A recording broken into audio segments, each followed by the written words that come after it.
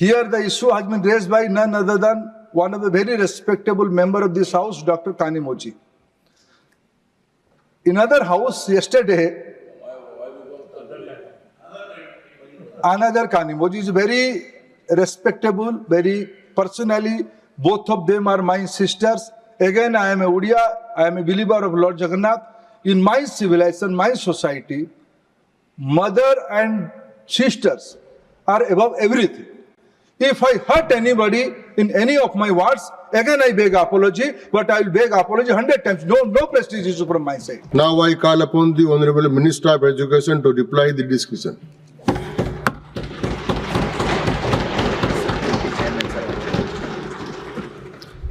माननीय सभापति महोदय, आज आपने इस पवित्र गृह में शिक्षा के ऊपर वोट ऑन अकाउंट के माध्यम पे एक सार्थक चर्चा पिछले 6 घंटे से आपने अनुमति दिया। इस सदन के अत्यंत सम्माननीय 29 माननीय सदस्यों ने अपने सुविचारित अभिमत को रखा। मैं सबसे पहले आपको तथा सभी माननीय सदस्यों को आभार प्रकट करता हूं कि उन्होंने आज इस वितर्क को, इस चर्चा को, वितर्क तो कहना उचित नहीं होगा, इस चर्चा को बहुत समृद्ध किया, बहुत उसकी गरिमा बढ़ाई। मैं सभी का व्यक्तिगत रूप में आभारी हूँ। उपाध्यक्ष महोदय, सबने स्वीकार कहा, सबने सुझाव दिया, सबने अपना अभिमत रखा। सभी पार्टी के लोगों ने एक डेमोक्रेसी में शिक्षा जैसे विषयों में ये अपेक्षा करना उचित भी नहीं है कि सभी का मत एक रूप हो जाएगा। विद्वानों की एक रूपता हो जाती तो मानव सभ्यता की रूप और कुछ होता, इससे और आपसे कौन ज्यादा उसको समझे। लेकिन इस विषय में सब सहमत थे, कोई भी सभ्यता की मूल रीढ़ कोई होगा तो उस देश की शिक्षा व्यवस्था होगा, उस देश की नई पीढ़ी होगा। आज सबने उस विषय को दोहराया है, सबने इस अच्छे बात को प्रकाशित किया है। मैं माननीय प्रधानमंत्री जी का और वित्त मंत्री जी का आभार प्रकट करूंगा। उन्होंने जब से माननीय नरेंद्र मोदी जी देश की सेवा करना शुरू किए हैं, तब से वर्षवारी उन्होंने वित्तीय प्रबंधन, फाइनेंशियल एलोकेशन शिक्षा के ऊपर बढ़ा ही रहे हैं। इसमें तथ्य यही कहता है। इस बार भी 1,28,650 करोड़ पिछले वित्तीय अनुदान से जितना हुआ था उससे लगभग 6.22% वृद्धि इस बार भी बजट में हुई। 2013-14 में स्कूली शिक्षा में वित्तीय प्रबंधन 52,701 करोड़ था। ये 25-26 की वित्तीय वर्ष में ये अनुदान बढ़ के 78,572 करोड़ तक पहुंचे है। ये वित्तीय अनुदान की वृद्धि प्रमाणित करता है सरकार की प्रतिबद्धता, विशेष करके आज हमारे देश में अगर एज ग्रुप वाइज पॉपुलेशन को हम कैलकुलेशन करते हैं, अमूमन थोड़ा इधर उधर हो भी सकता है। कुछ राज्यों की पॉपुलेशन स्टेबलाइज हुआ है, कुछ राज्यों की पॉपुलेशन ग्रोथ हो रहा है, लेकिन ऑल इंडिया स्टैटिस्टिक्स को अगर हम देखते हैं, the population of A age group is around 2 crore. अगर आज जो शिक्षा व्यवस्था में हम एज 3 को प्री स्कूल एजुकेशन, जिसको एनईपी ने परामर्श भी दिया है, हमारी देश में बाल आंगनबाड़ी एक पुरानी व्यवस्था है। अभी बाल वाटिका हमने उसमें एक नई पाठ्यक्रम के साथ शुरू किया है।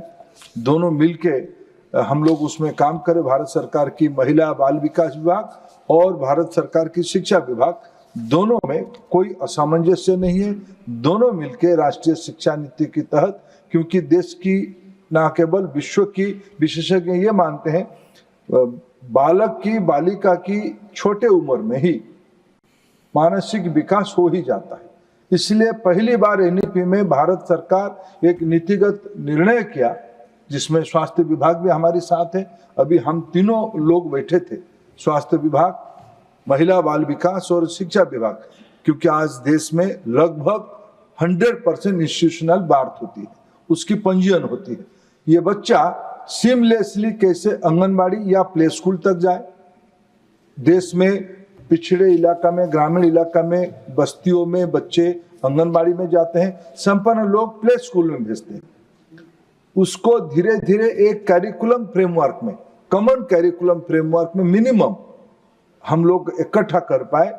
इसीलिए आज हम एज 3 से अगर हम 18 तक यानी 12वीं तक ये स्कूल एज ग्रुप को हम दिखेंगे तो लगभग उसमें ये 15 साल में 30 करोड़ बच्चे, उन 30 करोड़ बच्चों की देखभाल करने के लिए उनकी 2 प्रमुख देखभाल है, उनकी न्यूट्रिशन और उनकी एजुकेशन। ये दोनों के बारे में मैं तो मेरे जो 1,28,000 करोड़ और एजुकेशन डिपार्टमेंट के आपने जो मैंने जो 78,572 करोड़ तो एजुकेशन की दायित्व तो बताया, लेकिन उसके अलावा हेल्थ की और उसके अलावा WCD की खर्चे भी उसके ऊपर है। हम सब लोग आज प्रतिबद्ध है इस जो अर्ली एज की, जब से जो एनईपी में ये कहा है कि बच्चा 3 साल से 3, 4, 5 ये आंगनबाड़ी या बाल वाटिका, कई जगह पे हमारे देश में आंगनबाड़ी और बाल वाटिका को-लोकेटेड है। हमारी इस बार बजट में भी सक्षम आंगनबाड़ी की कल्पना की गई है, पोषण 2.0 की कल्पना की गई है, उसके लिए भी अलग वित्तीय प्रबंधन किया गया है। कोई रिपीटेशन नहीं है, दोनों की कैलोरी वैल्यू दोनों की सब लोगों को मिले, कोई भी किसी स्कीम से कवर हो। आज डिजिटल की दुनिया में हमारे पास पिन पॉइंटेड अकाउंटिंग की व्यवस्था है, सब लोग आभा की आईडी से रजिस्ट्रेशन होते हैं, बाद में स्टूडेंट आईडी आपार में वो कन्वर्ट होती है, आभा आपार मिला के जो आधार एनेबल्ड है ये सब की आज पंजीयन किया जाता है। उन सभी की देखभाल सभी लोग इंस्टीट्यूशन में आए, डिलीवरी से लेके प्री स्कूल एजुकेशन तक इंस्टीट्यूशन में आए और एज 6 से आगे ये फॉर्मल स्कूल में आए, क्लास 1 में आए। ये आज सरकार की व्यवस्था है। उनके लिए नई शिक्षा नीति में हमने जोर दिया है, प्ले बेस्ड एजुकेशन हो, सॉन्ग बेस्ड एजुकेशन हो, local story, local dance, local drama आधारित एजुकेशन हो, जितना स्थानीयता आ पाए भाषा में और कथा कहानी में, यह सरकार की रणनीति की हिस्सा है। इसमें WCD और एजुकेशन डिपार्टमेंट दोनों मिलकर काम कर रहे हैं। अध्यक्ष जी, मेरे को कई सारे विषय को मैं चुंबक में, ऐसे शिक्षा एक विषय है जिस तन्मकता के साथ, जिस इंटेंसिटी के साथ, जिस इमोशनल अटैचमेंट के साथ सबने कहा, मैं विनम्रता से कोशिश करूंगा सभी की कुछ विषय को जो उनके मन में जिज्ञासा है, जो कुछ शंका है, उसको उत्तर देने के लिए। लेकिन मैं प्रारंभ में सरकार की नीति के बारे में थोड़ा आपके सामने, आपके माध्यम से इस सदन में रखना चाहूंगा। मैं 3 उपक्रम को, शिक्षा विभाग की इस बार वित्तीय एलोकेशन की 3 उपक्रम को आपके सामने एक फेज में उल्लेख करना चाहूंगा। वो क्या है? अभी कईयों ने कहा कि भाई सरकारी स्कूल को क्या करते हो, प्राइवेट स्कूल ज्यादा बढ़ेंगे क्या? कम से कम मोदी जी की सरकार की ऐसे मंशा नहीं है। इसीलिए मैं कि अगर उदाहरण दूं, एक ही स्ट्रोक में इस बार बजट में निर्णय हुआ है, देश में जितने सेकेंडरी स्कूल्स हैं सभी सेकेंडरी स्कूल में ब्रॉडबैंड की इंटरनेट कनेक्टिविटी लगाया जाएगा। इसके लिए भारत नेट को काम दे दिया गया है, भारत नेट उसके काम शुरू कर दिया। हमारे देश में कभी अध्यक्ष जी पहले शिक्षा की प्रायोरिटी था एक डिग्री लेना, एक नौकरी के अन्वेषण में, नौकरी की तलाश में अपने जितना मिनिमम ज्ञान को इकट्ठा करना। लेकिन आज जिस स्टेज में हमारी देश पहुंची है और हमारी देश की नौजवानों की जो मेधा है, पहले भी था, लेकिन पहले हमारे देश में priority bread butter minimum amenities की थी, लेकिन आज एस्पिरेशन नई ऊंचाई तक पहुंच रही है। उस समय में देश में, और देश एक बड़े गांव की हिस्सा हो चुका है। हम आज एक बड़े गांव में, एक यूनिवर्स में रहते हैं, जो छोटी गांव है, उस छोटी गांव में भारत एक इलाका है। उसमें हमारी नॉलेज लेवल को ना केवल भारत के लिए बनाना, विश्व के कल्याण के लिए बनाना, हमें विश्व गुरु नहीं बनना है, हमें विश्व बंधु बनना है। ये आज हमारी सरकार की फिलोसफी है। इसलिए माननीय प्रधानमंत्री जी कहते हैं हम विश्व बंधु की दायित्व लेने वाले। इसलिए हम लोगों ने जब G20 के प्लेटफॉर्म पे विश्व की संपूर्ण देशों का एकजुट हुआ, जुटान हुआ, उस समय में हम लोगों ने ये नहीं भूला कि हमारी दायित्व ग्लोबल साउथ के नाम पे विश्व के गरीब देशों की प्रतिनिधि है।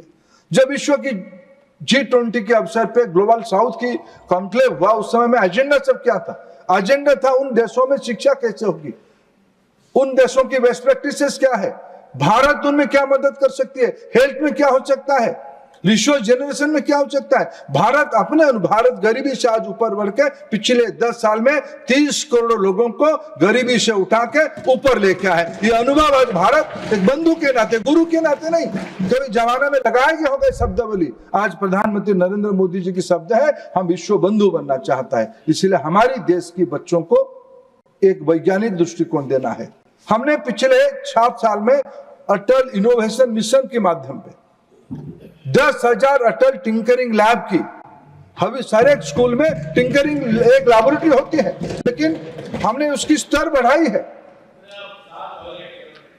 Please, no. John Bitas, Please, no interruption, Mr. John.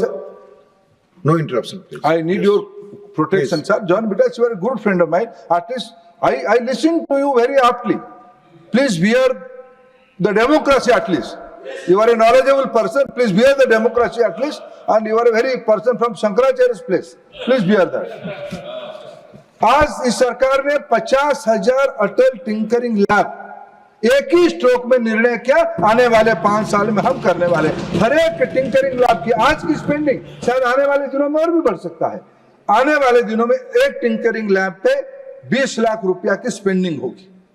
10,000 है और 50,000 नया अटल टिंकरिंग लैब प्रोरोटा में आबादी के हिसाब से दिया जाएगा और चैलेंज रूट पे दिया जाएगा। और हमारी कोशिश रहेगी हर एक प्रमुख स्थान पे एक हब एंड स्पोक मॉडल पे एक साइंस लैब, एक इनोवेशन सेंटर, एक स्टार्टअप इकोसिस्टम की कल्चर बन पाए। ये अटल टिंकरिंग लैब की प्रमुख उद्देश्य है। ये इस बजट की इस बार का प्रमुख योजना फ्यूज के लिए नहीं, योजना सभी के लिए है। हमने इस बार देखिए इस एनईपी का एक प्रमुख रिकमेंडेशन है, माननीय दिग्विजय सिंह जी ने सही कहा, इसमें कुछ वैचारिक दृष्टिकोण है, एक पटुता है। Yes, I don't hide that also. हमारी एक दृष्टिकोण है भारत की सभ्यता को कैसे देखना। इस देश की जनता ने हमें स्वीकृति दिया है, हम उस सारे मुद्दे को लेकर जनता के पास गए थे, एक बार नहीं 3 बार गए हैं। जनता ने हमें आशीर्वाद दिया है। हम किसी भी विषय किसी के ऊपर लादना नहीं चाहेंगे, लेकिन भारतीयता के ऊपर हमारी एक नाज है, भारतीय भाषाओं के ऊपर हमारी नाज है। इसीलिए इस बार की बजट में भारतीय भाषा पुस्तक योजना, भारत में 22 शेड्यूल लैंग्वेज है, 22 शेड्यूल लैंग्वेज है, उसके ऊपर इंग्लिश भी है 23। भारत की 22 शेड्यूल लैंग्वेज में कम से कम 1,000 पाठ्य पुस्तक, 1,000 पाठ्य पुस्तक 22 भाषाओं में। शायद तमिलनाडु की मैथमेटिक्स की पुस्तक आसाम के विद्यार्थियों को काम आएगा, शायद पंजाब की लिटरेचर की कोई विषय शायद उड़ीसा में इंस्पायर करेगा, शायद उड़ीसा की कोई पाठ्य पुस्तक गुजरात को इंस्पायर करेगा। इसलिए आज भारत की जो रत्न भंडार अनेक भाषाओं में छुपी हुई है, ये सारे को उजागर करने के लिए इस सरकार की प्रायोरिटी है। हमने भारतीय भाषा पुस्तक योजना आज लागू करने का दायित्व लिया है, इस बजट ने उसके बारे में उल्लेख किया है। उपाध्यक्ष जी, उच्च शिक्षा में आज 13-14 में कितना स्पेंडिंग होती थी?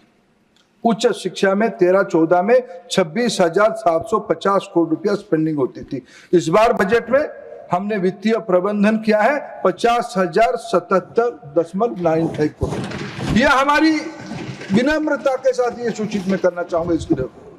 आज हम विश्व की उच्च शिक्षा को वैश्विक करना पड़ेगा। मैंने जैसे कहा, माननीय प्रधानमंत्री मानते हैं कि सर्टिफिकेट, डिग्री, इसकी अपनी एक महत्व है, लेकिन कॉम्पिटेंसी, हुनर, कौशल्य, स्किल, उसकी अपने आप में बहुत महत्व है। आज हमारे देश में नौजवानों को, अभी की एग्जिस्टिंग वर्कफोर्स को ग्लोबल स्टैंडर्ड तक ले आने के लिए हमें इन्वेस्ट करना पड़ेगा, हमको प्राथमिकता देना पड़ेगी हमारी इमर्जिंग टेक्नोलॉजी पे। हमारी जो लैंडस्केप बन रहा है जॉब की, न्यू लैंडस्केप ऑफ जॉब के बारे में हमको ध्यान देना पड़ेगा। इसीलिए इसी बार में तो पिछले बजट में माननीय प्रधानमंत्री जी ने जो हमें दायित्व दिया था, उसको मैं अगर याद करूं, AI in health care, AI in agriculture, AI in sustainable city, 1000 crore रुपया खर्चा करके पिछले बजट में 3 सेंटर ऑफ एक्सीलेंस बनाने की दायित्व दिया गया था। इस बार AI फॉर एजुकेशन 500 करोड़ रुपया की एक दायित्व अनुदान इस बार सरकार ने। IITs की सीट बढ़ाई गई। प्रधानमंत्री रिसर्च फेलो PMRF 5 साल में 10,000 बच्चों को उच्चतर गवेषणा के लिए नेट UGC के द्वारा चलने वाले नेट JRF की बियॉन्ड साइंस स्टूडेंट्स के लिए 10,000 नए स्कॉलरशिप की योजना बनाई गई। उसकी परिणाम आज सरकार की जो हम डाटा देखते हैं, ड्रॉप आउट रेट काफी मात्रा से घट रही है। प्राइमरी लेवल पे घट रही है, सेकेंडरी लेवल पे घट रही है। महिलाओं की शिक्षा में महिलाओं की पार्टिसिपेशन बढ़ रही है। प्राइमरी में बढ़ रहा है, सेकेंडरी में बढ़ रहा है। SC, ST, OBC तीनों वर्ग में आज एंट्री लेवल पे पार्टिसिपेशन बढ़ रहा है। अभी PM पोषण, PM श्री ऐसे फ्लैगशिप प्रोग्राम जो NEP को कॉम्प्लीमेंट करते हैं, सारे प्रोग्राम के बारे में कई विषयों में चर्चा हुई। मैं थोड़ा 1-2 विषय का क्लैरिफिकेशन भी देना चाहूंगा। शिक्षकों की नियुक्ति के बारे में चर्चा हुई। शिक्षकों की कैपेसिटी बढ़ाने के लिए मैं और स्पेसिफिक आगे थोड़ा कहूंगा, लेकिन अभी इसी स्टेज में कहूंगा, शिक्षकों की दक्षता बढ़ाने के लिए जो डाइट है जिला स्तर पे, सारे डाइट को धीरे धीरे सेंटर ऑफ एक्सीलेंस करके जो नए टीचर सबने चिंता की, हमारे आदरणीय सुधा मूर्ति जी सबसे ज्यादा उन्होंने चिंता किया कि हमारा शिक्षकों की दक्षता बढ़नी चाहिए। हमारे देश में उपाध्यक्ष जी आज 25 करोड़ स्कूली विद्यार्थी है, 4 करोड़ उच्च शिक्षा के विद्यार्थी है। 25 करोड़ जब मैं कहता हूं उसमें एंट्री लेवल पे GR लगभग 100%, सेकेंडरी लेवल पे ये 80% है। हर सेकेंडरी लेवल में 11वीं 12वीं में ये संख्या घट के 75% होती है, यानी वो भी थोड़ा ड्रॉप आउट 25% 20% है ऊपर की कक्षाओं में। हायर एजुकेशन में इट इज अराउंड 27-28% है। इसको और भी आगे बढ़ाना है। यह सब करने के लिए शिक्षकों की कैपेसिटी बढ़नी पड़ेगी, इसमें कोई दो राय नहीं। सबने बहुत महत्वपूर्ण सुझाव भी दिया है, उसको हम लोग निश्चित रूप में ध्यान रखेंगे। मैं एक ही प्रमाण देना चाहूंगा कि डाइट को मजबूत करने के लिए समग्र शिक्षा के अंतर्गत सबने कहा कि समग्र शिक्षा में ये नहीं था, वो नहीं था, ये क्यों आया? नहीं था, लेकिन जब ये सबने ध्यान दिया कि भाई शिक्षकों की कैपेसिटी बढ़नी चाहिए, हमने मिड कोर्स एक स्टेप लिया कि हमें प्रायोरिटी करना पड़ेगा टीचर्स कैपेसिटी बिल्डिंग को। NEP ने ही कहा है, इसलिए हमने हर एक डाइट को मजबूत करने के लिए टेलर मेड जो डाइट की जो आवश्यकता है, कोई यूनिफॉर्म स्कीम नहीं है। सबने कहा कि भाई आप थोपो मत, नहीं, हमने राज्यों को परामर्श किया, राज्यों उस पर्टिकुलर डाइट को कहा आपको एक स्केल बनाओ, आपको क्या चाहिए, उस हिसाब से भारत सरकार टेलर मेड डाइट बनाने के लिए हम अपना मदद बढ़ा रहे हैं। उपाध्यक्ष जी, आज जो एक विषय NEP में कहा गया है भाषा के बारे में, आज मैं कहूं भारत एक बहुभाषी देश है। इसकी राज्य और उसकी यूनियन टेरिटोरीज में और उसकी जो कल्चरल ग्रुप एरिया है, क्लस्टर है, उसमें अनेकों भाषा कहा जाता है। आज अभी तक NCERT ने देश की बच्चों में, हमारे उड़ीसा के सांसद BC साहब ने कहा आदिवासी भाषाओं के बारे में, मैं इसको स्वीकार करता हूं। आज NCERT 104 भाषा में, सभी राज्यों की 104 भाषा में प्राइमर बनाया है, द्विभाषी बनाया है, इसीलिए कि बच्चों की पढ़ने में समझने में सुविधा हो। आज लिटरेसी की संख्या बढ़ रही है। कई विषय सैद्धांतिक बात कहा जाता है कि भाई क्यों हम बहुत भाषा पढ़ेंगे, ये सबकी मत हो सकता है। पिछले दिनों में संविधान सभा में भी इसके ऊपर चर्चा हुई थी। मैं कभी कभी देश की प्रमुख पार्टी कांग्रेस पार्टी की समय के हिसाब से स्टैंड बदलनी चाहिए, लेकिन वो प्रोग्रेसिव होनी चाहिए। रिग्रेसिव हो, कभी कभी मैं एक स्टूडेंट ऑफ पब्लिक पॉलिसी में घबराता हूं। संविधान सभा में आप ही की बोलबाला ज्यादा था। चर्चा नेशनल लीडरशिप ने किस आधार पर किया था? भाषा को लेकर क्या चर्चा हुई थी? क्या कॉन्सेंसस बनी थी? कैसे हम आगे बढ़े? मैं इसीलिए बड़ा इमोशनल होकर कहता हूं, मेरे को पिछले 24 घंटे में बहुत सुनना पड़ा। मैं इस देश की पहला भाषा आधारित प्रशासनिक इकाई का सुपुत्र हूं, उड़िया आदमी हूं। उड़ीसा 1936 में, उपाध्यक्ष जी हम आप ही से आए। 1936 में 1911 में हम पहले बंगाल प्रेसिडेंट से आप और हम अलग हुए। फिर 1936 में आप हमको छोटे भाई करके हमको मान्यता दिया। मैं पहला भाषा आधारित राज्य का व्यक्ति हूं। इसलिए भाषा के अपने आप में महत्व है। इस देश में पिछले 78 साल में भाषा को लेकर बहुत बात कही गई है। मैं आज आपकी अनुमति से इस पवित्र गृह में एनईपी ने भाषा के बारे में क्या कहा है, मैं उसको उद्धृत करना चाहूंगा। उपाध्यक्ष जी, आज भारत में विश्व क्या मानता है? भारत छोड़िए, विश्व क्या मानता है? जब कोई सदस्य, वरिष्ठ सदस्य कहेंगे आप, मैं खड़गे जी का अनुमति लेके उनका नाम लेना चाहूंगा। खड़गे जी जैसे सीनियर व्यक्ति जब यहाँ चर्चा में दिग्विजय सिंह बोल रहे थे, थोड़ा उठ के गए कि आप भारत के कुछ इलाका को अलग करना चाहते हो भाषा के नाम। ऐसा नहीं है मान्य खड़गे जी, ऐसा नहीं है। आप जिस इलाका से आते हो वहां बहुभाषी है, वहां कन्नड़ है। मैं गुलबर्गा जानता हूं, हैदराबाद कर्नाटक की वो पुराना हिस्सा है। वहां हिंदी भी चालू, हिंदी भी, उर्दू आधारित हिंदी भी समझा जाता है।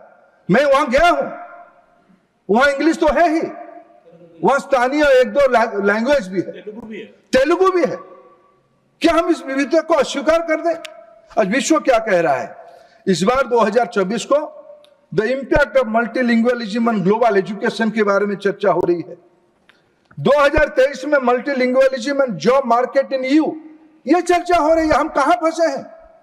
क्या कोई अधिकार बात, किसी के अधिकार हनने के लिए, किसी को आहत करने के लिए भाषा का उपयोग करेंगे? कम से कम नरेंद्र मोदी जी की सरकार ये पाप न कभी किया है, न आने वाले दिनों में करेगा। हमारे दृष्टिकोण अलग है, ये विचारधारा का विषय है। हम वसुधैव कुटुंबकम में विश्वास करने वाले लोग हैं। दुनिया के मानव को एक परिवार की दायित्वदारी मानने वाले हैं। हमको ये बात मत पढ़ाइए, हम विभेद करने वाले लोग नहीं है। आज ये शिक्षा हमको उपलब्ध कराती है। आज शिक्षा की एनरोलमेंट बढ़ी है। आज ग्रॉस एनरोलमेंट रेशियो में पिछले दशकों में सबसे ज्यादा बढ़ोतरी हुई है। आज देश की अंदर कुछ चुनौतियां हैं। देश की नौजवानों की एस्पिरेशन आसमान छू रही है। उस समय में उनकी डिग्री की महत्व, उनकी क्षमता और कॉम्पिटेंसी की उपयुक्त समायोजन, यह सरकार के सामने चुनौती है। इसीलिए एजुकेशन और स्किल डेवलपमेंट, यह कोई अलग दुनिया सरकार ने नहीं मानी है। इसको एक रूप होकर एक रोड मैप बनाने के लिए, 21वीं सदी की मानव संबल बनाने के लिए हम लोगों ने आज चिंता किया है। मैं अगर रिसर्च के बारे में कई चर्चा सारे किया गया है। रिसर्च की पैसा घटाया दिया गया है। रिसर्च के बारे में कई प्रकार की तथ्य और कई प्रकार की जानकारी यहाँ बताया गया है। मैं अगर उपाध्यक्ष जी, मैं 2-3 तथ्य आपके सामने कहूंगा। 2015 में क्या स्थिति थी और 2022 में क्या स्थिति हुआ। 2015 में इस देश में रिसर्च पब्लिकेशन 1,45,000 होते थे। आज 2022 में रिसर्च पब्लिकेशन की संख्या 2,73,000 है। यह हमारी उपलब्धि है। इंजीनियरिंग स्पेसिफिक रिसर्च में 165% की वृद्धि हुई है। इसीलिए आज पेटेंट देश में ज्यादा बन रहे हैं, स्टार्टअप इकोसिस्टम में। इसीलिए हम दुनिया के 3 नंबर देश बने। ऐसे ही नहीं हुए उपाध्यक्ष जी, उसके लिए कुछ योजना बनाई गई है, उसकी उपलब्धि आज बोल रहा है। पेटेंट फाइल में 93% की ग्रोथ हुई है। 2014 में 42,763 पेटेंट हुए थे। आज 2023 में 82,881 पेटेंट हुई है।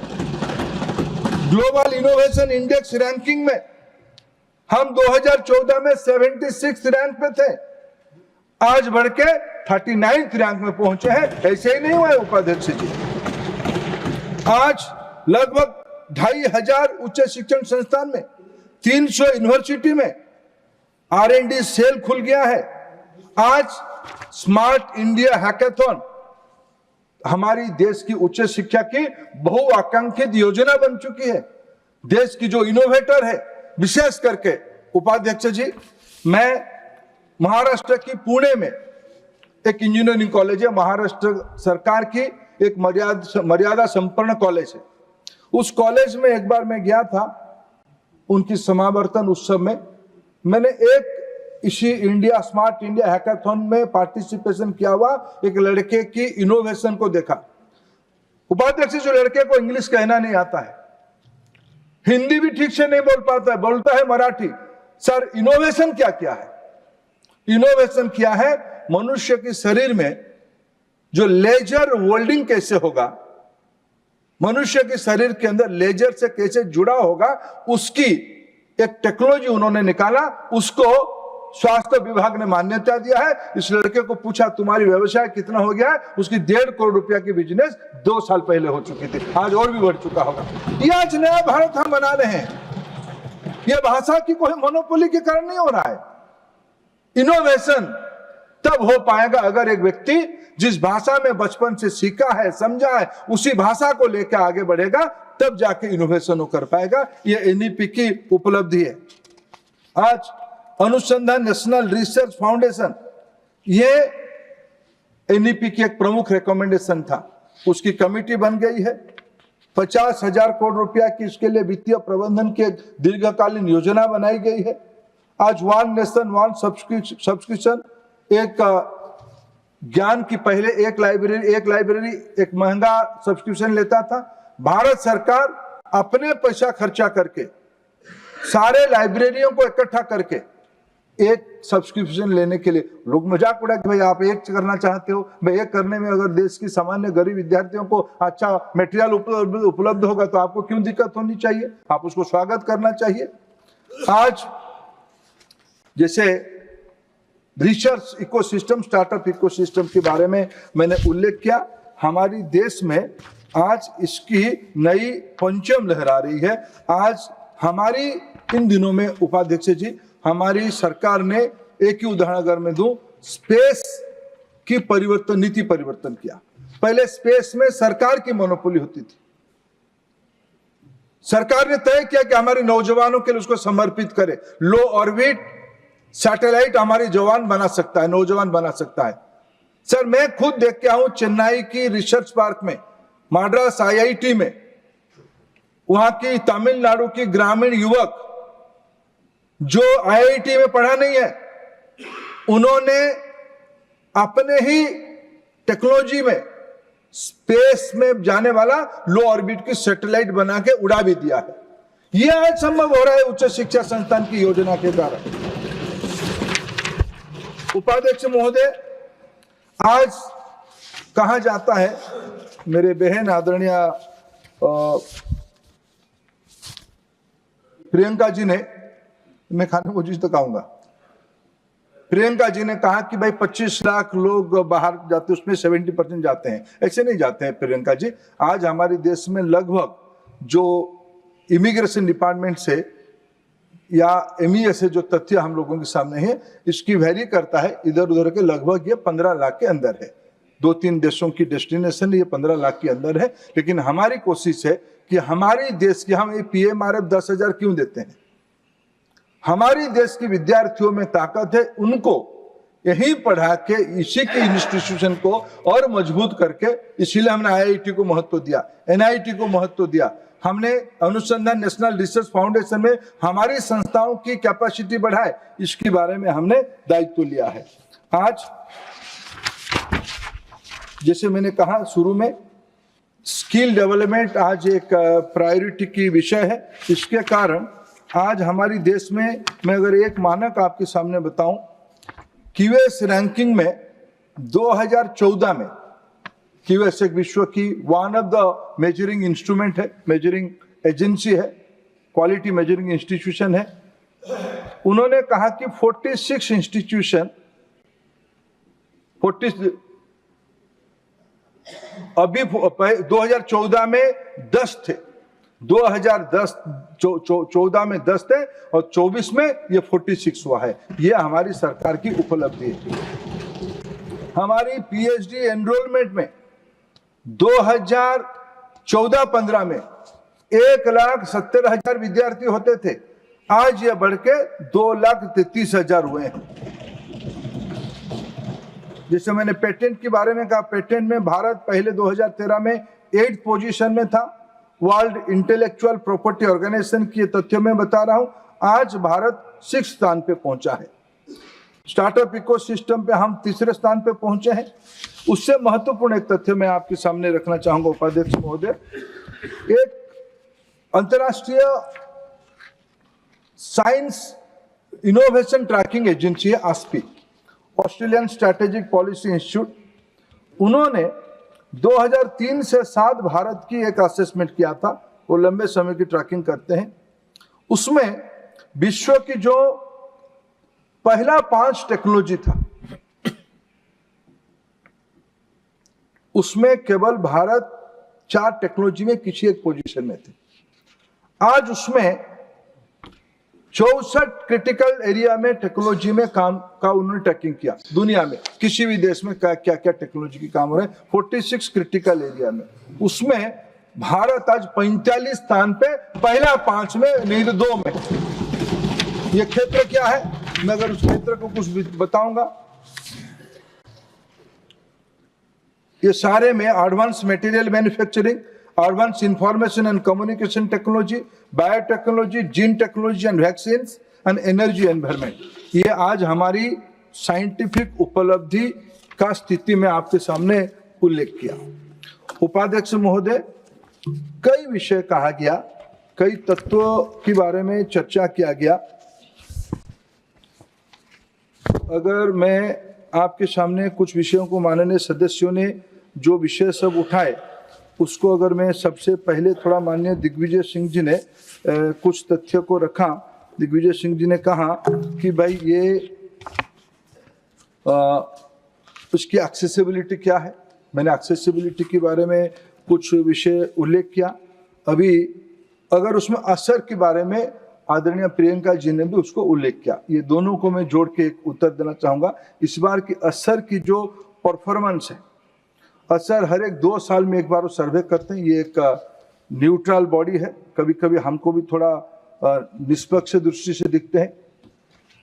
अभी इस बार की जो असर की रिपोर्ट है उसको मैं आपके सामने उल्लेख करना चाहूंगा। रीडिंग और अरिथमेटिक से क्लास 2 की स्टैंडर्ड के क्वेश्चन को वो ऊपर की क्लास के बच्चों को पूछते हैं और उसमें लर्निंग आउटकम हिसाब करते हैं। ये पहले बहुत ही चिंताजनक अवस्था देश में था।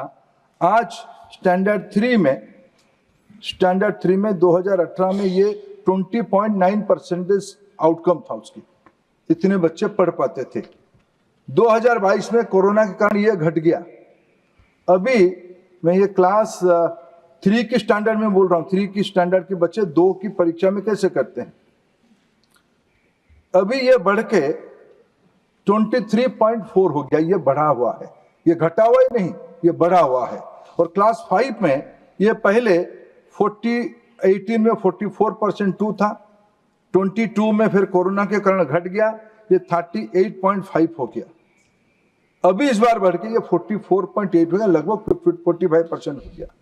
ऐसे ही गणित में भी परफॉर्मेंस ऊपर आया है, बढ़ने की ओर आई है। इस बार पिछले बार 26% से इस बार बढ़ के लगभग 34% तक आया है क्लास 3 में। क्लास 4 में ये पिछले बार की 30.7 से बढ़ के 25.6 से बढ़ के 30.7 आई है। गवर्नमेंट स्कूल्स की और प्राइवेट स्कूल्स की तुलना में पिछले दिनों में सरकारी स्कूल के प्रति रुझान बढ़ी है। सरकारी स्कूल में लर्निंग आउटकम ज्यादा है। इसीलिए एनईपी में लोग पूछते हैं कि एनईपी का क्या अर्थ है। एनईपी का अर्थ यह है कि बच्चों की पढ़ाई लिखाई में दक्षता धीरे धीरे शनै आगे बढ़ रहा है। इसीलिए इस बार असर रिपोर्ट के बाद जो लेख सब आई है, उस लेख में ये आया कि एनईपी एनर्जी दिखने को मिला है, एफएलएन की सफल रूपायन हो रहा है, जिसके बारे में आदरणीय दिग्विजय सिंह जी ने भी स्वीकार किया कि चलो एफएलएन के बारे में हम लोगों को सबको मिलकर आगे बढ़ानी चाहिए। एक विषय आपने कहा कि सांप्रदायिकता की बू आती है अभी की एनसीईआरटी के अप्रोच में। ऐसा हमारी, मैं बड़े जिम्मेवारी के साथ कहूं, उन्होंने एक घटना बताया कि गांधी हत्या में आपने कुछ विषय को डिलीट किया। एनसीईआरटी एक स्वतंत्र बड़ी है, उन्होंने कुछ संशोधन किया। मैंने अखबार में पढ़ के मैंने उसको जानकारी भी लिया। 2005 में जिस टोली ने उसको लिखा था उसका उद्देश्य क्या था? गांधी हत्या में जो हत्याकारी थे उसको देश जानता है, उसके बारे में एक सबकी मत है, समीक्षा है, लेकिन क्या उसको दर्शाते हुए हम भारत की कोई जाति वर्ग ही उसके लिए जिम्मेवार है? क्या ये बच्चों की हम पढ़ाना चाहिए क्या कि ब्राह्मण वर्ग के लोग जिम्मेवार है? ये पढ़ाना चाहिए क्या?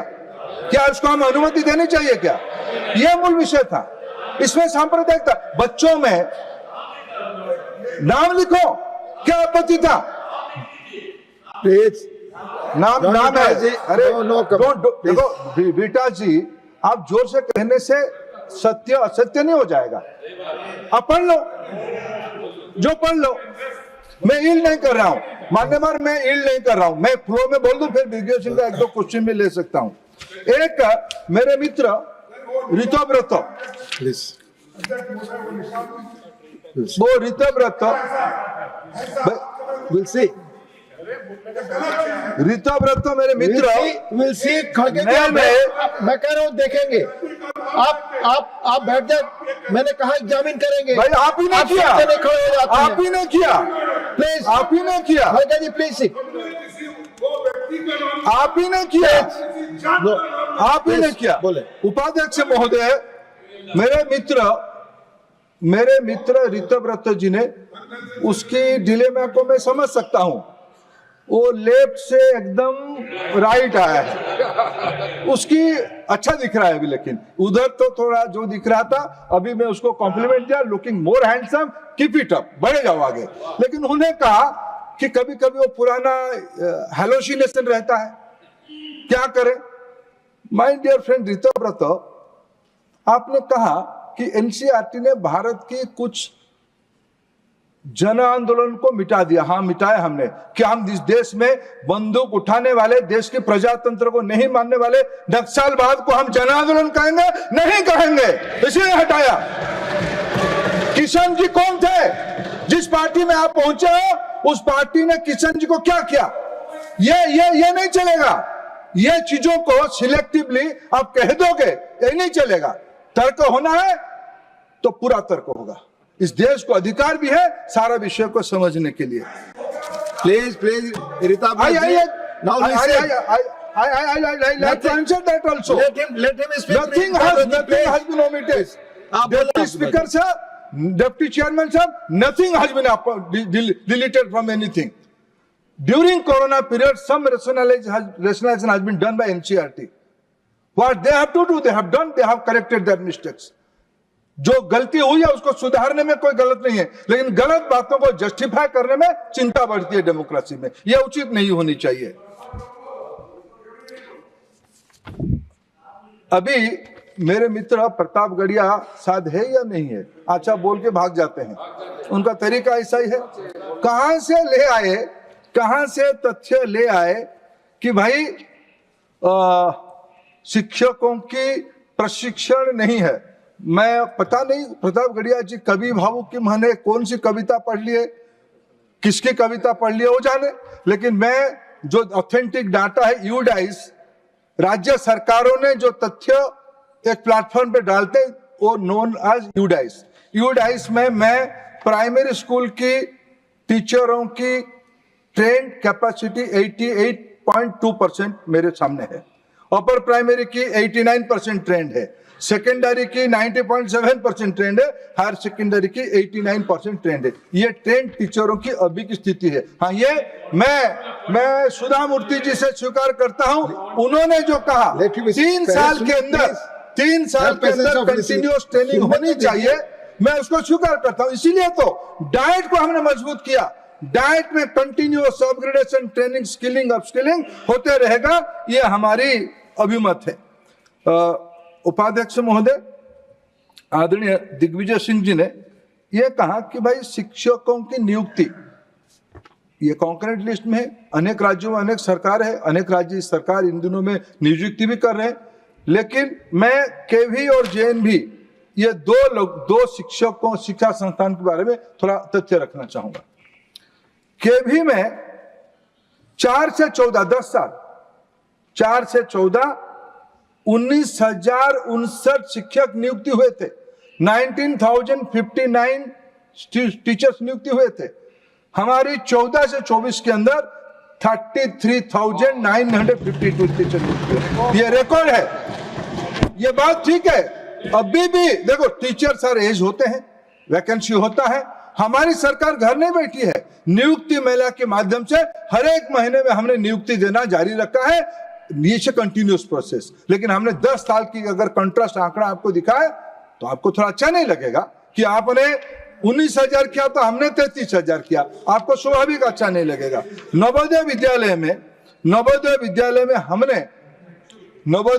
में हमने 7,000 फ्रेश अपॉइंटमेंट इन दिनों में किया है, यह भी एक कंटिन्यूस प्रोसेस है उपाध्यक्ष महोदय। अभी टीचर की अपॉइंटमेंट, हायर एजुकेशन की टीचर के अपॉइंटमेंट के बारे में बहुत सारे चर्चा हुई। मैं एक ही तथ्य सिर्फ आपके सामने दूंगा। हायर एजुकेशन में in 2014 37% of 16,217 sanction post higher education में सेंट्रल यूनिवर्सिटीज में तब इतने सैंक्शन पोस्ट था।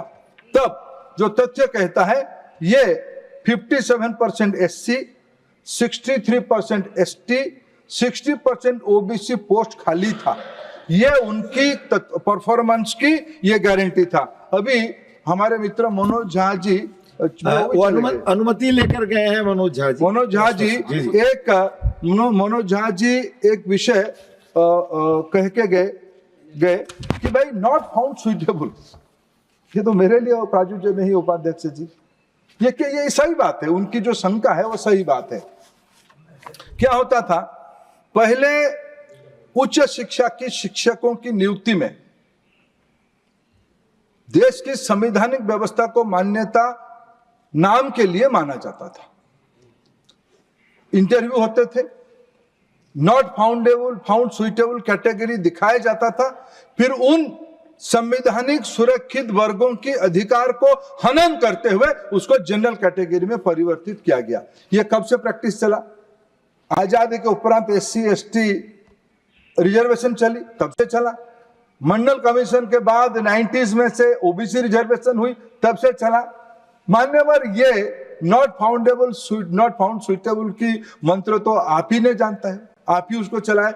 देश में पहली बार एक क्रांति माननीय प्रधानमंत्री नरेंद्र मोदी लाए, तथ्य मैं आपके सामने दिखा रहा हूं। 2019 में सेंट्रल एजुकेशनल इंस्टीट्यूशन रिजर्वेशन इन टीचर्स कैडर एक्ट लाया गया। पहली बार आजादी के इतने साल के बाद 2019 में मोदी जी प्रधानमंत्री होने के बाद कई एमपीओ ने उनको बात किए, सभी अधिकार हमारा छीना जाता है, SC ST MP मिले, OBC MP मिले। पहली बार भारत की संसद ने लोकसभा और राज्यसभा में कानून बनाया गया, not found suitable is abolished. यह नहीं चलेगा, खाली है तो खाली और भरना पड़ेगा। किसी ने कहा भाई आपने पहले असिस्टेंट प्रोफेसर में PhD रखते तो उसको उठा दिया, हमने उठाया। यह हमारे समय का निर्णय है कि भाई अच्छा बच्चा घर की प्रेशर में नौकरी में जाएगा या PhD के नाम पे 4 साल 5 साल बिता के नौकरी आएगा, इसलिए अपेक्षा करेगा। इसलिए विशेष करके जो नॉट फाउंड सुइटेबल की जो षड्यंत्र को हमने ढूंढा, 8 तो बन गया, फिर भी टीचर क्यों नहीं मिल रहे हैं? क्योंकि जो उनकी योग्यता की कैपेसिटी में इतना विषय क्लिष्ट किया गया है, ये नहीं मिलता है।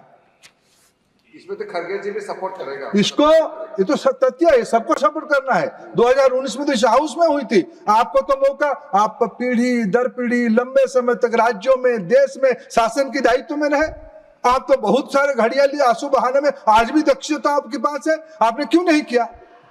और हम करें तो आप कहोगे कि भाई इसे विचारधारा आपकी अलग है। हमारा विचारधारा गरीब कल्याण है, हमारी विचारधारा SC ST की उत्थान है।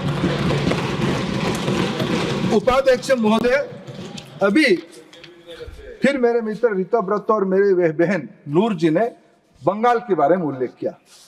बंगाल के बारे में मैं कितना कहूं, कितना मर्यादित कहूं, अमर्यादित क्यों भी कहूं, ये तो बात तथ्य है। अभी सीएजी की रिपोर्ट, कुछ तथ्य आया, बहुत पुरानी नहीं, 3 साल पहले की एक तथ्य आया, कुछ कंप्लेन आया, बंगाल से कोई पब्लिक पिटीशन आया कि वहां का जो पीएम पोषण की पैसा, शायद इस बैंक, भारत सरकार की कोई पैसा जाता है तो कोई निर्दिष्ट बैंक अकाउंट में रहता है, उस बैंक अकाउंट आ गया बाहर। उस पैसे से वहां की सत्ताधारी दल की कुछ अंदरूनी झगड़े के कारण जो हानि हुई, उस हानि में किसी को कंपनसेशन दिया गया, उसकी मुआवजा भरा गया है पीएम पोषण की पैसे से। ये तथ्य कोई आपत्ति नहीं था, ये जो आया हमने इसे नहीं माना, हमने उपाध्यक्ष जी ऐसे नहीं माना, ऐसे होते रहता है, पब्लिक पिटीशन होते रहता है, हमने उसको उठा के सीएजी का स्पेशल ऑडिट करवाया। सर वही तथ्य आया। अभी वो सीबीआई की इंक्वायरी हो रहा है, हम क्या करेंगे साहब? भारत सरकार की बंगाल के हिस्से की गरीबों की पैसा को अगर कोई पार्टीबाजी में खर्चा करे, इसको हम देना चाहिए क्या? इसको हम देना चाहिए क्या? कैसे दे सकते हैं? नियम कहता है क्या? सब यही विषय है। आप हम क्या कर पाएंगे सब? आपको भारत में नियम कानून, कोई आप सत्ता में आगे अच्छा है, लोगों ने आपको चुना, सेवा करो, लेकिन इसके अर्थ और बाकी आपके बारे में क्या कहे? जितना कम के आपकी शिक्षा मंत्री कहाँ है अभी? कहाँ है अभी? किस शिक्षा मंत्री के घर में किस प्रकार की पहाड़ मिला? सर ये हमें भी शर्म आता है। सर हम पुराने बंगाल प्रेसिडेंसी के हिस्सा, आप भी हो, हम भी है। सर हमें भी, जो बंगाल एक समय में शिक्षा की सरस्वती की भूमि होता था, रविंद्रनाथ ठाकुर की भूमि होता था, विवेकानंद की भूमि होता था, श्री अरविंद की भूमि है, उसमें, उस राज्य में शिक्षा मंत्री, हे प्रभु सर, ये सर क्या कहा जाएगा? सर इसको क्या कहा जाएगा? सर ये विषय में, सर ये विषय कुछ सच भी ना सर बड़ा कड़वा होता है। इसको क्या करें? किस इश्यू का सामना करना चाहिए? प्रजातंत्र में आप कुछ कहोगे तो आपको भी थोड़ा सुनना भी चाहिए, और आप सुनने की हिम्मत भी रखनी चाहिए। ये बंगाल की स्थिति है। उसमें फिर अभी हमारे मित्र जॉन ब्रिटास मेरे बहुत परम मित्र है सर, बहुत सदन की बड़े आदरणीय सदस्य है, और केरला के बारे में बड़े प्राइड करते। मैं भी केरला के बारे में बहुत, मेरा अभिमान है केरला के बारे में अभिमान। हमारे कोई भेदभाव नहीं है। और यूनिवर्सिटी के बारे में वो भी मेरे मर्यादा वो भी जानते हैं, मैं उनकी मर्यादा जानता हूं, मैं नाम नहीं ले पाऊंगा। लेकिन क्या सर यूनिवर्सिटी, अभी आदरणीय थम्बी दुराई जी उल्लेख कर रहे थे, यूनिवर्सिटी वाइस चांसलर को लेके, टीचर स्टैंडर्ड्स को लेके जो विवाद उठा है, कि सर ये 2025 में उठा है क्या? जो विधि व्यवस्था हमने लाया है, जो यूजीसी ने जो रेगुलेशंस की रिफॉर्म का एक मसौदा पब्लिक डोमेन में रखा, क्या सिर्फ ये अभी आया है क्या? ये सब आजादी की पहले भी था, आजादी की बाद भी चली। 2010 में भी आप ही के समय, जिसको कोट कर रहे थे थम्बी दुराई जी, आदरणीय थम्बी दुराई जी ने राइटली याद दिलाया कि किसकी सरकार तब थी, उस समय में भूमिका किसकी, कौन बनाई, उसकी थोड़ा इंक्रीमेंटल सुधार इस बार किया गया, वो प्रस्ताव के लिए रखा गया है। आप सुझाव दोगे उसको, हो सकता है तो कुछ और सबको मिल बैठ के आगे कर भी लेंगे। और जॉन ब्रिटास साहब, क्या हम यूनिवर्सिटियों में राजनीतिक उद्देश्य से प्रेरित लोगों को अपॉइंटमेंट कर दें क्या? यह मूल विषय है। अरे मैं, भाई साहब आप बड़े आदमी हो, मैं तो उड़िया आदमी हूं सर, हमारे वहां कहावत है, मैं उड़िया में कह देता हूं, बीसी बाबू आपको हिंदी में समझा देंगे। बड़े आदमी को उत्तर नहीं, आसमान को कोई सीढ़ी नहीं है। मेरे दिग्विजय सिंह मेरे अत्यंत श्रद्धा सर, हम बचपन से उनके नाम पढ़ के आ रहे, देश के बड़े नेता है, मैं उनको क्या कहूं? सब ऐसे मत कहो सर, मैं अगर कच्चा चिट्ठा खुला जाएगा, मैं इसलिए कहा ना, मेरे जॉन ब्रिटास को पहले में अनुमति ले लिया था, सुडाई, मैंने उसको नाम कहूं, डोंट डू दैट, मैं उसको नहीं कह रहा हूं, मैं नहीं कह रहा हूं, उनकी मर्यादा को रखते हुए मैं नहीं कह रहा हूं। लेकिन my understanding of Kerala is what is the commitment of this government on Kerala? Sir अभी there is a institution, there is a National Book Trust, is a very prestigious publication house of Government of India's Education Ministry. Recently, NBT has printed a book, published a book written by Captain Liti Chako, She's a professor from St. Joseph College, Iringala, Kanda. Right? My pronunciation is right? How I impress Deputy Chairman sir. In one of the program, I made few sisters from a church.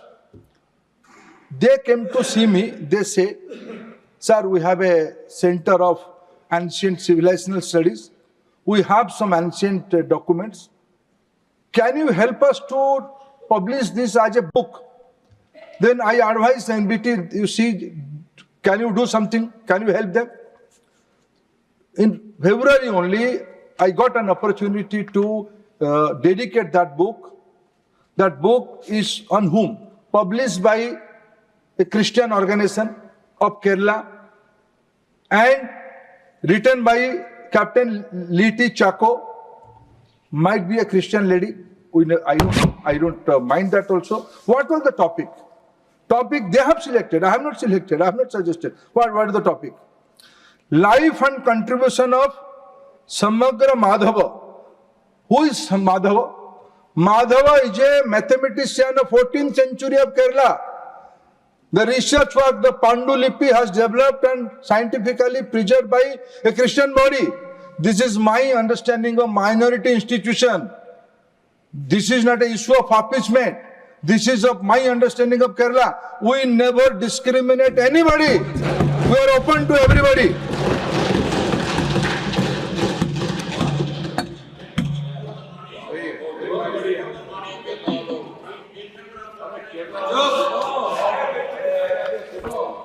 Sir, I need your protection. I need you. I want to submit few things. Since last 2 days in Lok Sabha and also today, here and in Tamil Nadu, certain things are going on. Sir, let me first clarify.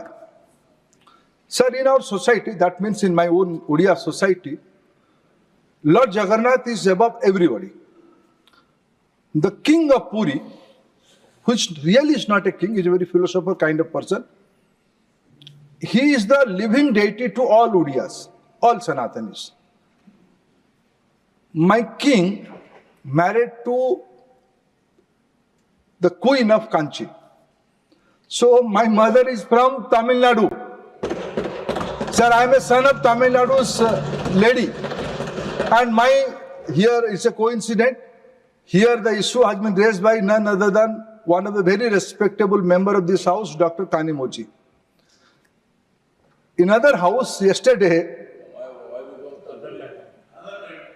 another Kanimoji is very respectable, very personally, both of them are my sisters. Again, I am a Odia, I am a believer of Lord Jagannath. In my civilization, my society, mother and sisters are above everything. If I hurt anybody in any of my words, again I beg apology, but I will beg apology 100 times. No prestige issue from my side. But you have to face the truth. You have to face the truth.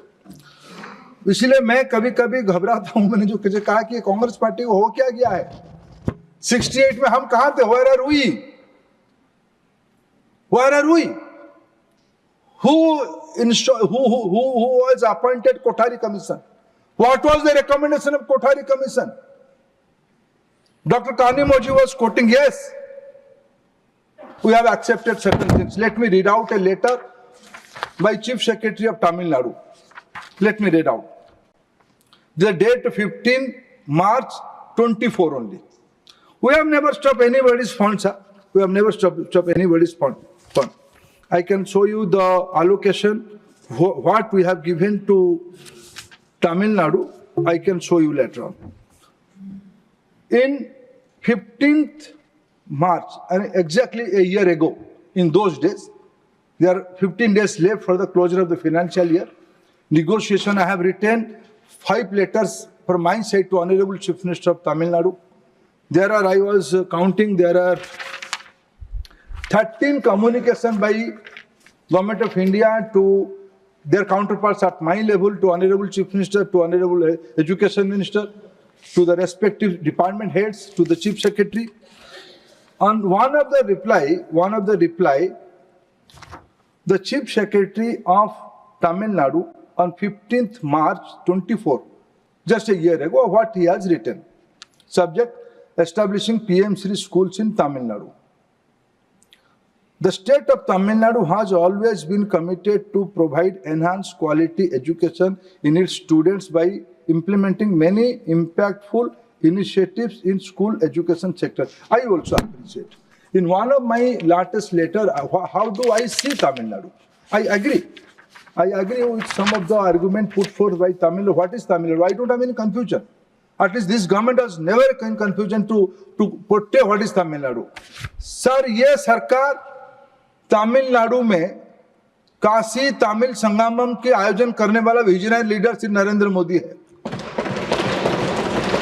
Tamil स्वराष्ट्र Sangamam आयोजन करने वाला visionary leader Shri Narendra Modi है। Sir, Narendra Modi ji ने इतना नहीं किया। अब ये आज I am so happy, I am so delighted to listen doctor Kanimozhi when she quoted Thirukkural on education. I am grateful to you doctor कानिमोझी.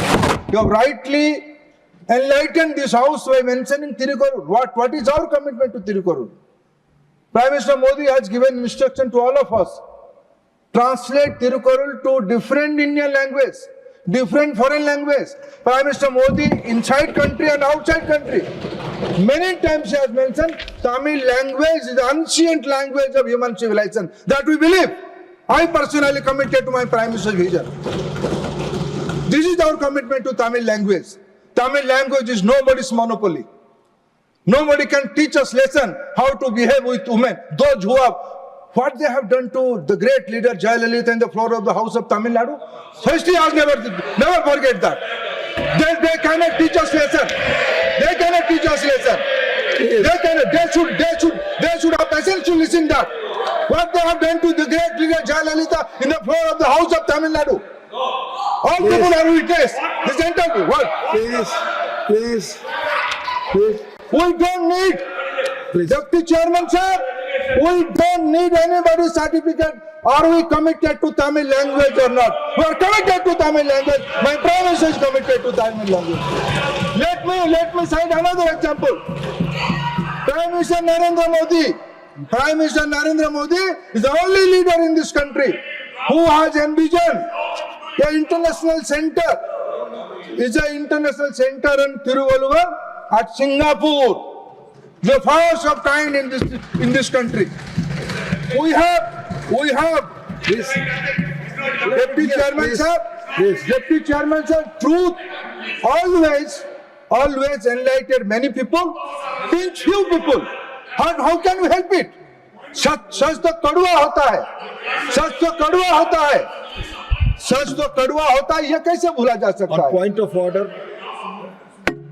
हाँ. Rule, Mr. 240. 240.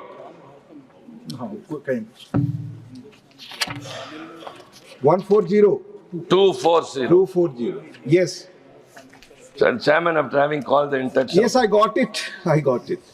Kindly please. I'll. Whichever is irrelevant, I leave it to your decision, sir. Kindly expunge it. Thank you. Which is totally irrelevant to the subject is speaking about. Honorable Minister. Sir, I leave it to your wisdom. Please.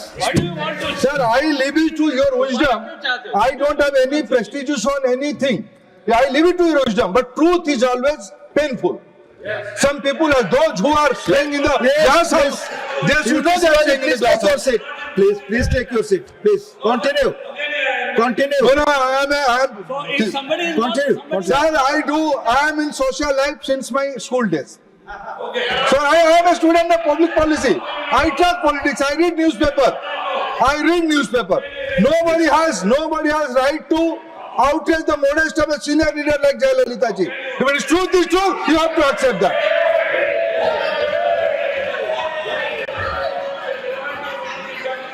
John Bitas, you are from Kerala. Vishik.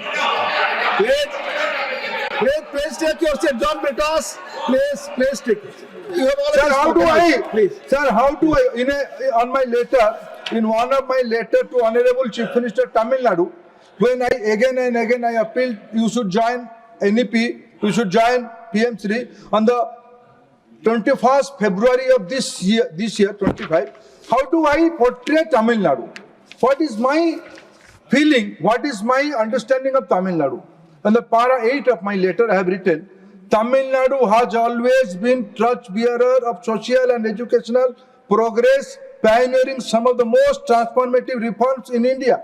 That I believe, that my government believes. It has been at the forefront of movement that have shaped modern education, uplifted marginalized communities and fostered an inclusive learning environment. This is our understanding of Tamil Nadu. This is my commitment.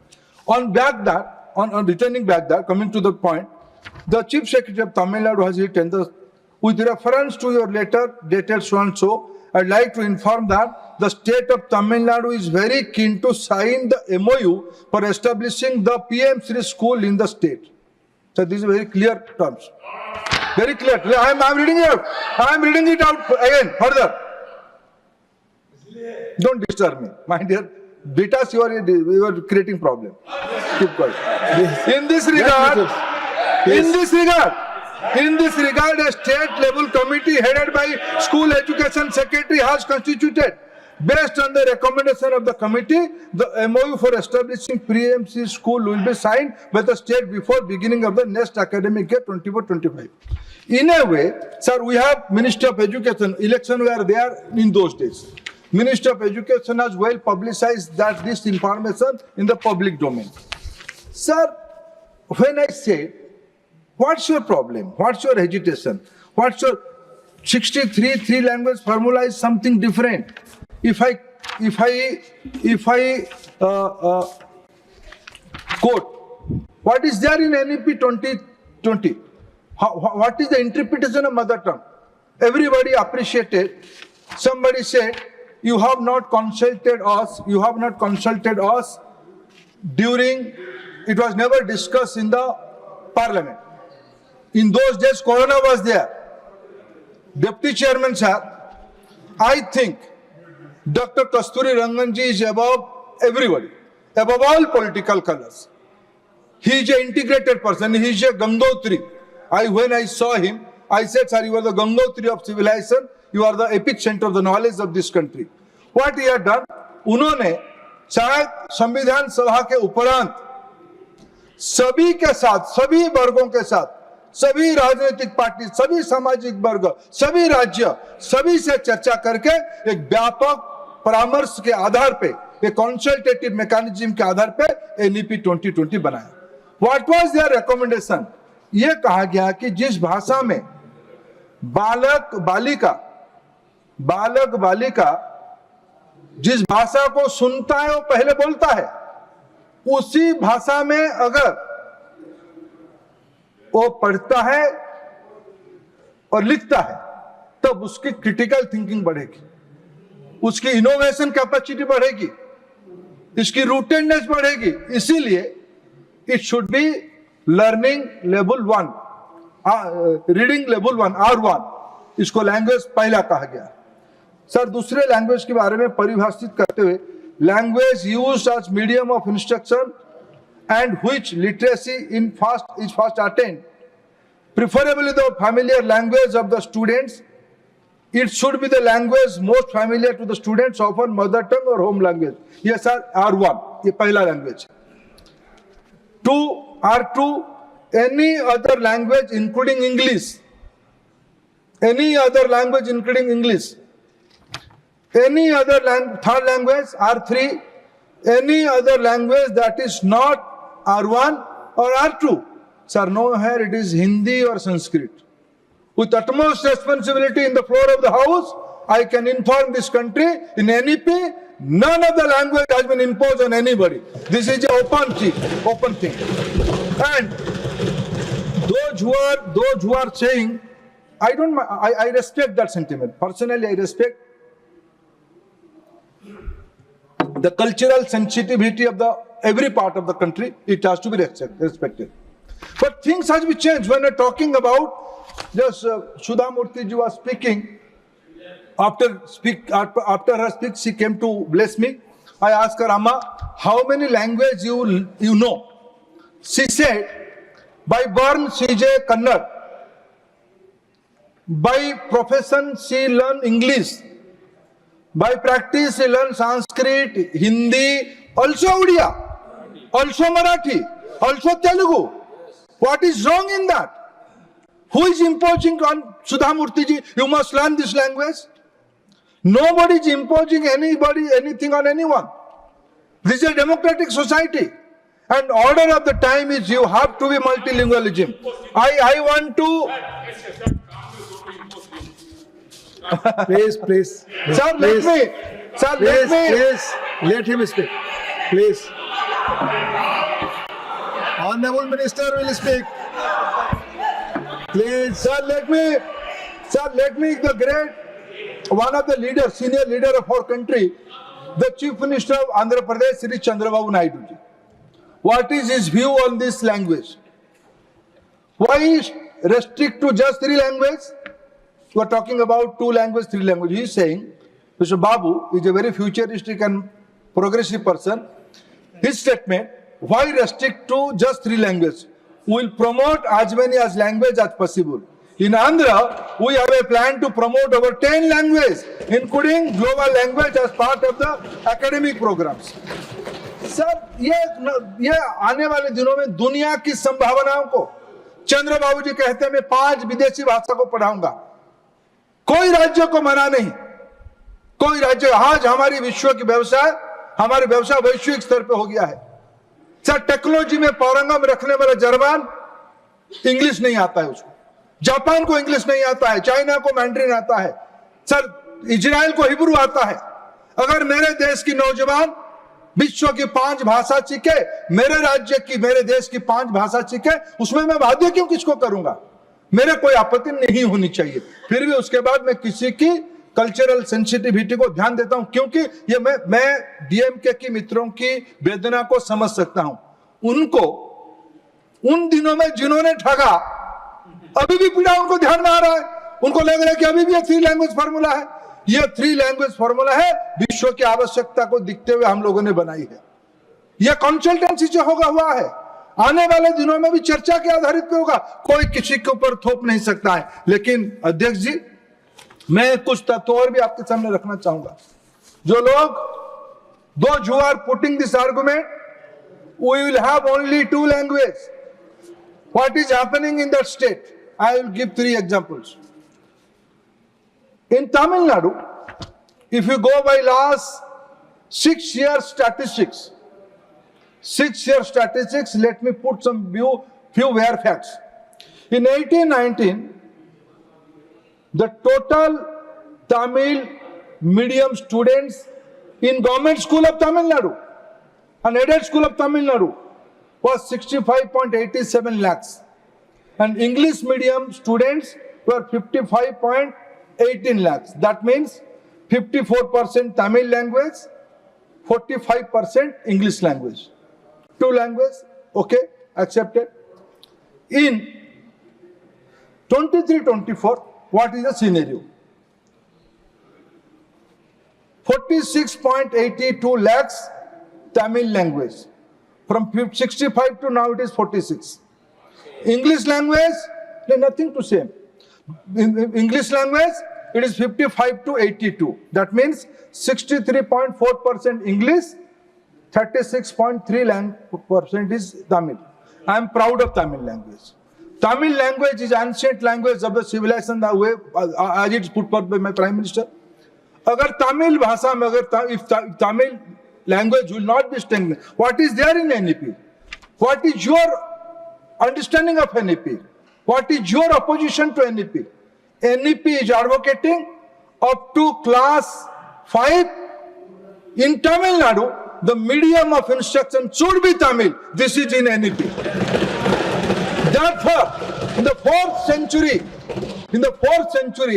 sir, I was the witness of the history function when this new building was been found, the foundation stone was given of this building.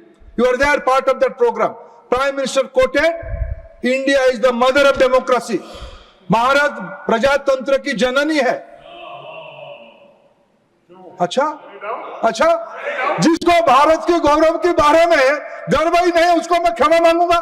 और क्या कर पाऊंगा? इस विद्वान को मैं क्षमा ही मांगूंगा, इस देश उनको मिलकर क्षमा मांगे। हे प्रभु, हे महाप्रभु जगन्नाथ को सद्बुद्धि दो। यह प्रधानमंत्री जी ने कोर्ट किया, कहां का था वो कोर्ट? वो तमिलनाडु का कोर्ट था। आज बृहदेश्वर में today Brihadeshwar is there because the fundamental understanding of Tamil language, because it's ancient language of the civilization. We are promoting Sangol is understanding of Tamil language. It's Tamil civilization. We are committed to do that. Today, what is the scenario? Gradually, the colonial. I'm not against of English. Those students has to go to international market. They must learn and understand English. We have to compete globally. But for research, for critical understanding, mother tongue is the primary. That is the primary precondition of national education policy. Up to 5th, mother tongue oriented education is must. In Tamil Nadu it is Tamil, in Andhra it is Telugu, in Odisha it is Odia, in Madhya Pradesh it is Hindi. And up to 8, it is preferably. Then after 8, it is up to the choice of the student. Sir, there are how many, what is the original? I felt, simply sir, I failed to understand. I'm not yet authenticated. I'm not so sure about the fact, but it's a tentative right fact. In Tamil Nadu, those who are advocating only 2 language formula, in their own government school, the Tamil language is declining. The colonial language is increasing. This is an alarming thing. No more Bhuradeshwar. No more. Nobody is throwing upon you. Don't create fear psychosis. Don't be fear psychosis. Don't be fear. Don't create fear psychosis. Don't create fear psychosis. Sir, okay. Okay, sir. Please. They have. Please. They have their reservation. Okay. But what is the fact? Sir, what is the fact? In Tamil Nadu, there are 1,500 minority schools run by government aided and private. In those 900 schools, around 1,500 schools, in 900 schools, Telugu is a language, 3 language formula. Urdu is in 350 schools, 3 language formula. And in rest schools, other Kannada, Malayalam, all languages are there. Please, let me. Don't record. Please. Sir, in Tamil Nadu, there is a much appreciation. Sir, I met a girl. Sir, at Kharagpur Research Park. She's a young girl from Transport Nagar of Tamil Nadu. That lorry point, Namakkal. I met a young promising girl, young scientist from Namakkal. Is a daughter of a small shopkeeper. She is doing research in biotechnology department in Kharagpur IIT. What she is researching? She is researching about vegan meat. She wants to be an entrepreneur. She was good at Hindi. Out of my curiosity, I asked her, Beta, you are a girl from Tamil Nadu. How do you so good at Hindi? Sir, she told me, by conscious approach, I took Hindi because I want to be an entrepreneur. I want to create a business model for pan-India level. This is the new Tamil Nadu. This is the aspiration. There are 100, if I said, there are 1460 central CBSE affiliated schools in Tamil Nadu. 1460 CBSE affiliated schools. Out of that, Tamil is taught in 11 schools. English is taught in all 60 schools. Hindi is taught in 774 schools, given permission by Tamil Nadu government. This is the fact. This is the you may be live in your own cell. You may be live your own cell, but this is the reality in Tamil Nadu today. This is the new aspiration. You can't stop any aspirational thing for the youngsters of the country. I don't have any intention to offend any individual. Rest of the As I students said, have given permission. all the colleagues are my respected colleagues. But the fact, what does it mean by NEP? NEP is meant for mother tongue based education. मातृभाषा आधारित शिक्षा पहला शर्त है राष्ट्रीय शिक्षा नीति की. स्किल के बारे में चर्चा किया गया है. लोगों ने सुझाव दिया 9वीं 10वीं 11वीं 12वीं में स्किल करना चाहिए. राष्ट्रीय शिक्षा नीति नए टेक्स्ट बुक में क्लास 6 से स्टैंडर्ड 6 से स्किल ओरिएंटेशन बढ़ाने के लिए काम कर रहा है. Innovation, entrepreneurship, critical thinking, rootedness, these are the future of new education policy. I appeal to Please. I appeal to my colleague. I appeal to my colleague from Tamil Nadu. Let You them already raised the. let them abuse You me. have raised. Please. Let them abuse me personally. वो मेरे को कितना भी गाली गुलाज करे. आज तमिलनाडु की आदरणीय मुख्यमंत्री जी I ने have already raised point of order. उपाध्यक्ष महोदय Madam, please. Today only Please. Sir आज तमिलनाडु की मुख्यमंत्री महोदय ने कहा है कि शिक्षा मंत्री एनईपी की अर्थ Honorable पीएमसी की Teacher स्कूल Shivaji, की अर्थ please do not go by Sanskrit rules. और I will हिंदी में also पढ़ाने की quote- शर्त रख रहे I हैं. also quote. Please, I have already given you opportunity. Let him speak. I'll not allow Please. this is first point of order, sir. Please. Sir deputy chairman साहब, हमारी कोई शर्त किसी विषय पे नहीं है. भारत को विकसित करना है, भारत को नई ऊंचाई तक ले जाना है. तमिलनाडु हमारी देश की ग्रोथ already इंजन है, allowed you. हमारी दायित्व है. I had already allowed Tamil Nadu की you. नेतृत्व में हम देश को आगे ले जाना. आपको मेरे को व्यक्तिगत रूप में you can't call me fool, but you cannot make fool all the Tamil Nadu people for all the time. Be over that. You can abuse me. You can scold me.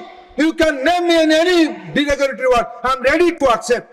But for heaven's sake, for God's sake, don't devour the opportunity for the youngsters of Tamil Nadu.